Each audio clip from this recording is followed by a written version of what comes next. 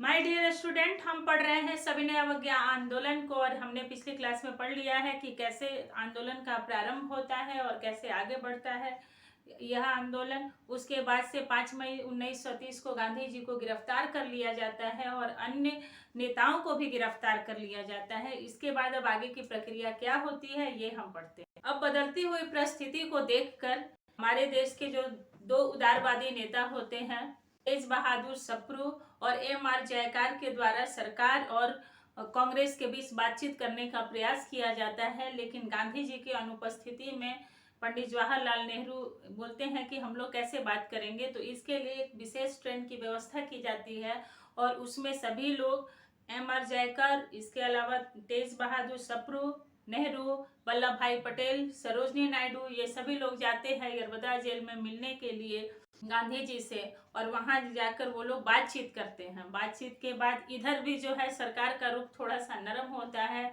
और इरविन जो है समझौता के लिए तैयार होता है। यह पहली बार होता है जब दोनों तरफ से समझौता के लिए प्रयास किए जाते हैं और इसके लिए 25 जनवरी 1931 को गांधी जी सहित अन्य राजनीतिक नेताओं को छोड़ दिया जाता है।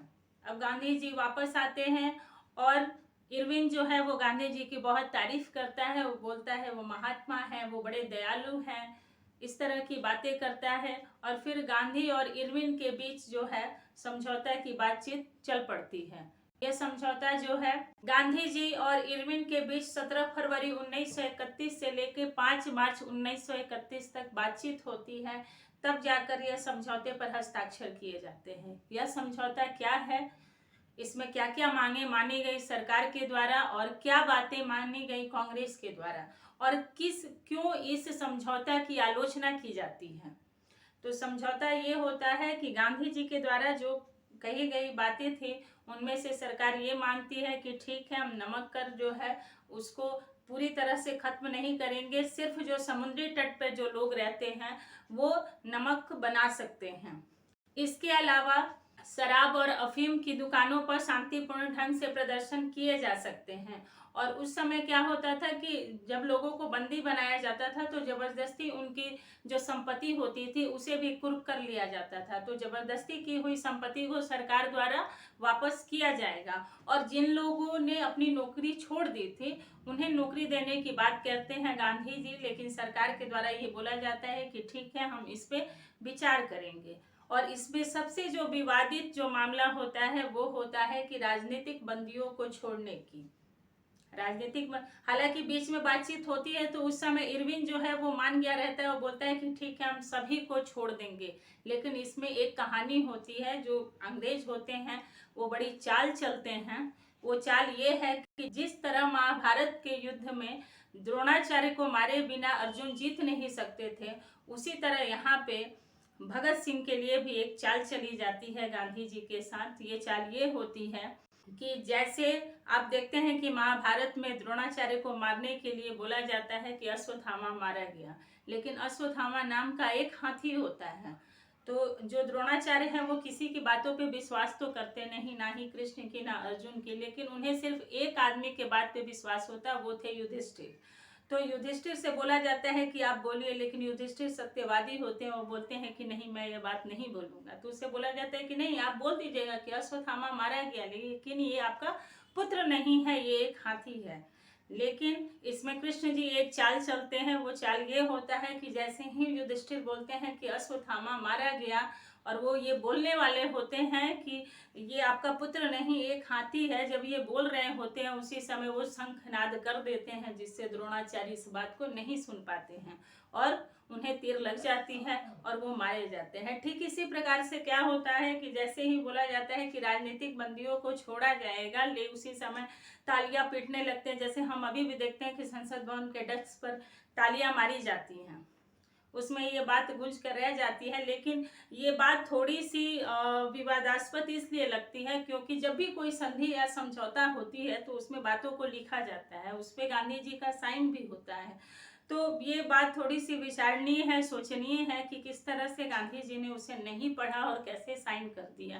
खैर, जो भी बात हुई, लेकिन इसमें राजनीतिक बंदियों को छोड़ा जाता है, लेकिन इतने दबाव के बाद भी गांधी जी के ऊपर पूरे देश से ये दबाव होता है कि आप भगत सिंह को छुड़ाइए, वो भगत सिंह को नहीं छुड़ा पाते। और ये जो गांधी इरविन समझौता है ये 5 मार्च को हो जाता है, इस पे साइन हो जाता है। लेकिन अब सरकार के द्वारा क्या बातें कही गई जो उन्हें माननी होगी कि आप ये सविनय अवज्ञा आंदोलन वापस लेंगे।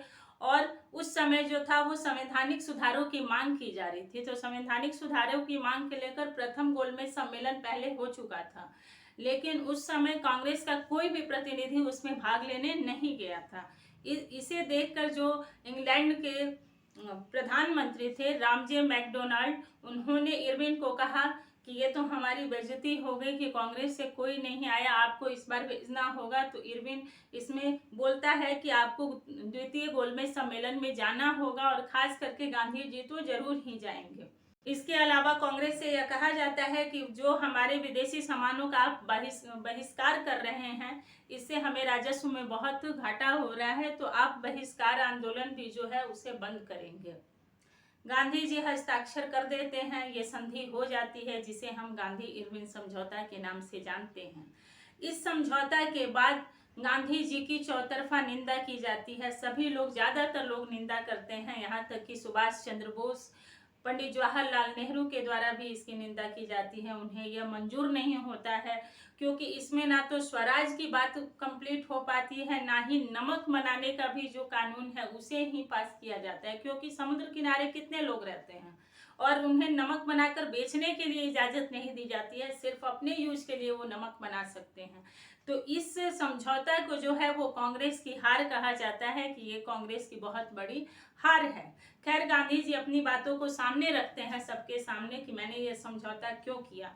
इसके बाद 23 मार्च 1931 को भगत सिंह, राजगुरु और सुखदेव को फांसी दे दी जाती है। पूरे भारत में गम का माहौल हो जाता है। इसके बाद 25 मार्च को कराची में एक विशेष अधिवेशन रखा जाता है, वहां गांधी जी जाते हैं तो उन्हें काले झंडे दिखाए जाते हैं, गांधी गो बैक के नारे लगाए जाते हैं, लेकिन गांधी जी वहां सामने आकर जनता को संबोधित करते हैं। यहाँ मैं एक बात आपको बता दूं कि गांधी जी ने अपनी तरफ से कोशिश की थी भगत सिंह को बचाने के लिए, लेकिन जो अंग्रेज थे, क्योंकि जब 1922 के बाद असहयोग आंदोलन बंद हो जाता है और 1930 के बीच में क्रांतिकारी एक्टिविटी जो है वो बहुत बढ़ जाती है, वो चाहे चंद्रशेखर आजाद हो या भगत सिंह हो या फिर और भी क्रांतिकारी, सभी जगह क्रांतिकारी एक्टिव हो गए थे। तो उन्हें रोकने के लिए वो चाहते थे कि हम इन्हें एक ऐसी सजा दे जिससे क्रांतिकारी डर जाए। गांधी जी के लाख प्रयासों के बाद भी दे दी जाती है। इसे गांधी जी की गलती कहा जाता है कि गांधी जी की गलती के कारण भगत सिंह को फांसी हो गई। गांधी जी कराची अधिवेशन में जाते हैं, उन्हें काले झंडे दिखाए जाते हैं, गांधी गो बैक के नारे लगाए जाते हैं, लेकिन गांधी जी अपनी बातों को सामने रखते हैं कि मैंने उसे बचाने की कोशिश की थी लेकिन नहीं बचा पाया। खैर, जो हुआ सो हुआ। उसके बाद से गांधी जी द्वितीय गोलमेज सम्मेलन में जाने के लिए दूसरे गोलमेज सम्मेलन में जाने के लिए तैयार होते हैं और वो यहाँ से लंदन जाते हैं। लंदन जाने पर गांधी जी यह कहते हैं कि मैं पूरे भारत का प्रतिनिधित्व कर रहा हूँ, लेकिन इस बात का वहाँ 3 पार्टियों के द्वारा विरोध किया जाता है। पहले तो जिन्ना के द्वारा विरोध किया जाता है कि आप हमारी वकालत नहीं कर रहे हैं, मैं मुस्लिम पक्ष से आया हूं और मैं मुस्लिमों के हित की मांग करूंगा। दूसरे जो राजे रजवाड़े रियासतें गई थी, उन्होंने कहा कि कांग्रेस हमारे अधिकार क्षेत्र में नहीं आती, वो हमारे भूभाग का कोई उसका हिस्सा नहीं है, इसलिए हम अपनी जो बातें हैं हम अपनी बातें खुद ही रखेंगे। तीसरी चुनौती अंबेडकर जी के द्वारा दी जाती है कि कांग्रेस जो है वो निचली जातियों की वकालत नहीं करती, मैं उनका प्रतिनिधित्व करने के लिए आया हूँ। ये इस गोलमेज सम्मेलन में लोग अलग अलग अपने अपने समुदाय का वहाँ पे जाते हैं प्रतिनिधित्व करने के लिए, और अंततः यह जो सम्मेलन होता है इसमें किसी भी निष्कर्ष पे लोग नहीं पहुंच पाते हैं। इस सम्मेलन में सबसे विवादास्पद जो मामला रहता है वो ये रहता है कि बी आर अम्बेडकर जो है वो मुस्लिम लीग के तहत पे अलग पृथक मांग रहे थे कि हम निचली जातियों के लिए भी एक पृथक निर्वाचन प्रणाली की मांग कर रहे थे। इस पे गांधी जी ने हस्तक्षेप किया और कहा कि नहीं, ये गलत है, ये नहीं होना चाहिए। लेकिन अंबेडकर बोलते हैं कि जब मुस्लिम लीग ने मांगा तो आपने नहीं कहा। तो गांधी जी ने कहा कि वो एक अलग जाति है, हम एक हैं, अगर हिंदू में से ही वो हमारे ही अंग हैं तो ये गलत होगा। ये बात विवाद बढ़ जाता है और अंततः इसमें कोई निष्कर्ष नहीं निकलता है।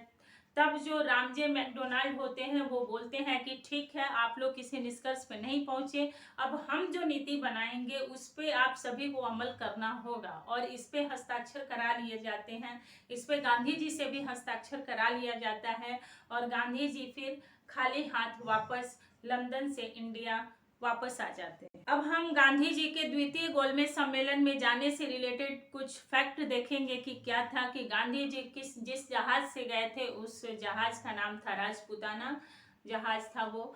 और वो वहां जाकर कहाँ रुकते हैं, तो वो वहां जाकर किंग्सले हाउस में जाकर रुकते हैं वहां पे। और गांधी जी वहां पे अपने जो हमेशा पहनने वाली जो ड्रेस थी एक ही धोती में वो वहां जाते हैं, धोती और लंगोट में वो वहां जाते हैं। सुभाष चंद्र जी बोलते हैं कि नहीं, इसमें जाना अच्छा नहीं होगा, कि आप राजा से मिलेंगे, जज से मिलेंगे। लेकिन गांधी जी बोलते हैं कि मैं इसी वस्त्र में जाऊंगा क्योंकि मेरे देश के लोग ऐसे ही पहनते हैं तो मैं इसी में जाऊंगा। गांधी जी जब वहां जाते हैं तो उनसे मिलने जो चार्ली चैपलिन थे वो भी आते हैं और गांधी जी का जो विचार था श्रम का महत्व, उससे वो बहुत प्रभावित होते हैं। गांधी जी को वहां एक पत्रकार होते हैं जिनका नाम है, वहां पे एक पत्रकार होते हैं, उन्होंने गांधी जी के बारे में लिखा कि मेरे सामने एक अद्भुत नजारा आया। उस पत्रकार का नाम था फ्रैंक मोरे। इंग्लैंड के एक पत्रकार फ्रैंक मोरे ने गांधी जी के बारे में लिखा कि मैं एक ऐसे अर्धनंग फकीर को देख रहा हूं जो राजा से मिलने जा रहा है। वहां के एक पत्रकार फ्रैंक मोरे ने गांधी जी के बारे में लिखा कि एक अर्धनग्न फकीर जो है वो सेंट जेम्स की सीढ़ियां चढ़ रहा है और ये देखना बड़ा ही अद्भुत है। वो बकिंगम पैलेस जाता है और वहां जाकर राजा से मिलता है। ये बड़ा ही अद्भुत नजारा है। गांधी जी वहां जाते हैं, जॉर्ज पंचम से भी मिलते हैं। गांधी जी बकिंगम पैलेस जाते हैं, जॉर्ज पंचम तथा उनकी पत्नी से भी मिलते हैं। और इस तरह से गांधी जी की इंग्लैंड में जो द्वितीय गोलमेज सम्मेलन की यात्रा है वो पूरी होती है और वो खाली हाथ वापस आ जाते हैं। जब वो बम्बई वापस आते हैं तो बोलते हैं कि मैं खाली हाथ तो लौटा हूँ लेकिन मैं अपनी देश की इज्जत को नहीं डूबने दिया हूँ। ये रही उनकी द्वितीय गोलमेज सम्मेलन की कहानी। गांधी जी बम्बई वापस आ जाते हैं, खाली हाथ लौटते हैं, लेकिन वो बोलते हैं कि मैं खाली हाथ तो लौटा हूँ लेकिन मैंने अपने देश की इज्जत पे बट्टा नहीं लगने दिया। इस तरह से गांधी जी भारत वापस आ जाते हैं। भारत वापस आने पर वो देखते हैं कि परिस्थितियां थोड़ी अलग हो गई हैं, क्योंकि उस समय इरविन की जगह पर एक नए वायसराय को नियुक्त कर दिया गया था। उनका नाम था लॉर्ड विलिंगटन। लॉर्ड विलिंगटन जो थे वो गांधी जी के विचारों से उतने प्रभावित नहीं थे, या फिर बोल सकते हैं कि उनके विरोधी थे। उन्हें गांधी जी को वो गांधी जी को नापसंद करते थे और जो ये गांधी इरविन समझौता हुआ था इसको भी वो नापसंद करते थे। तो उनके आने के बाद वो जब नए वायसराय बनकर आते हैं तो वो गांधी इरविन समझौते में किए गए बातों पर अमल नहीं करते हैं और यहाँ आकर लोगों को फिर से बंदी बनाया जाने लगता है।